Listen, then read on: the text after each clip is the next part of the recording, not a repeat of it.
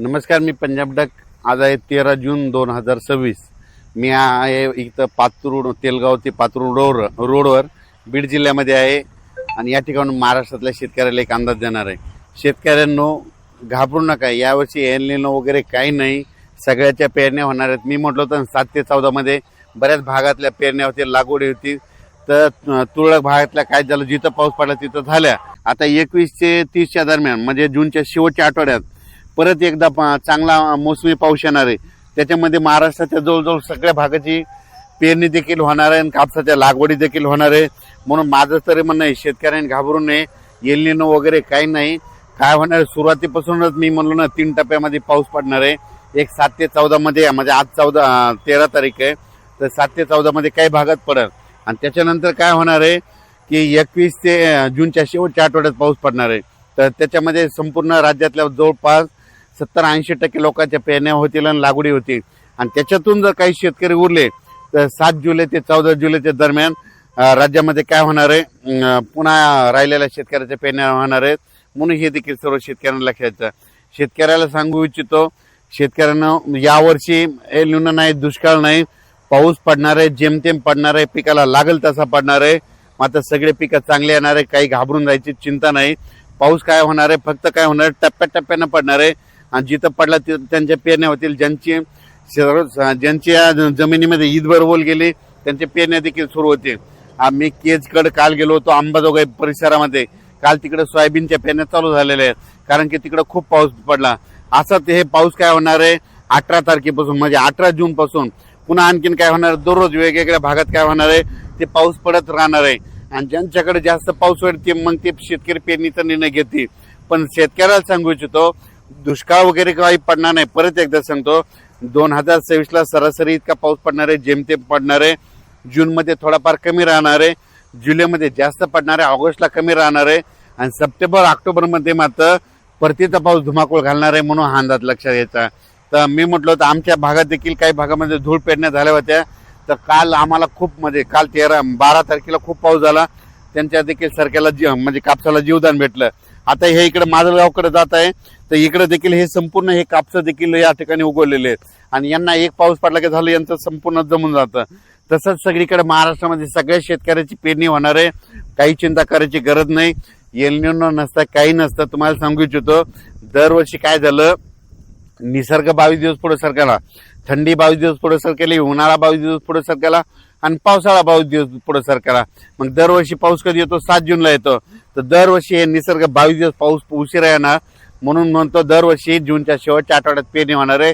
आणि यावर्षी देखील जूनच्या शेवटच्या आठवड्यात शेतकऱ्याची पेरणी होईल आणि सगळ्या शेतकऱ्याच्या लागवडी देखील होणार आहेत. म्हणून ही सर्वप्रथम शेतकऱ्यासाठी आनंदाची बातमी. शेतकऱ्यांना घाबरून जाऊ नका, पाऊस येत राहणार आहे.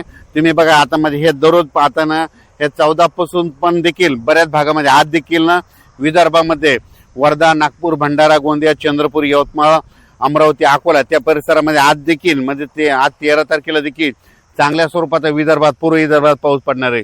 पश्चिम विदर्भात देखील काही भागामध्ये विखुरलेल्या स्वरूपात आज देखील पाऊस पडणार आहे. मराठवाड्यात देखील आज विखुरलेल्या स्वरूपात, सगळीकडे नाही पडणार पण भाग बदलत पावसाला सुरुवात होणार आहे. म्हणून हा अंदाज लक्षात घ्यायचा. तसाच काय होणार आहे, हे पाऊस 18 जून पासून दररोज एक दिवस वाढत वाढत असं चांगलं जाणार आहे. मग त्याच्यानंतर काय होणार आहे, 21 जून ते 29 जून संपूर्ण महाराष्ट्रामध्ये वेगवेगळ्या पाऊस पडणार आहे, सगळ्यांच्या पेरण्या होणार आहेत.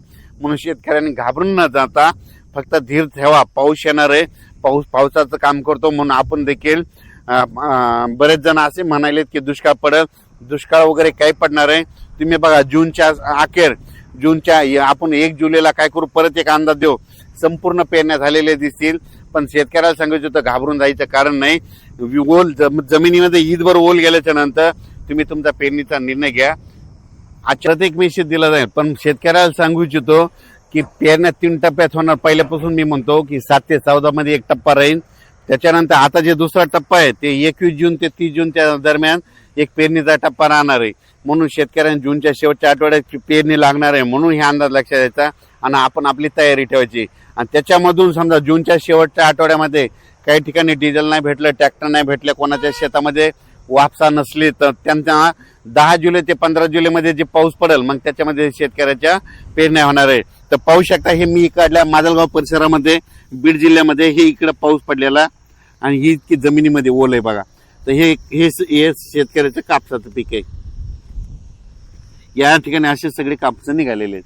आता यांचं एक पाऊस पडला का झालं यांचे कापस सुरू होतील. म्हणून शेतकऱ्यांना घाबरू नका. यावर्षी चांगला पाऊस पडणार आहे, शेतकरी मालामाल होणार आहे. म्हणून ही सर्वप्रथम शेतकऱ्यासाठी आनंदाची बातमी. आता जे पाऊस सुरू होणार आहे म्हणजे काय होणार आहे 18 जून पासून विदर्भाकडून पाऊस सुरू होईल. मग त्याच्यामध्ये काय होईल ते पाऊस थोडं पुढे होईल. 18ला काही भागात पडेल, 19ला दुसऱ्या भागात पडेल, 21ला तिसऱ्या, असं करत करत काय होणार आहे 21 पासून ते 29 पर्यंत सगळीकडे पाऊस पडेल आणि सगळ्या शेतकऱ्याच्या पेरण्या होईल.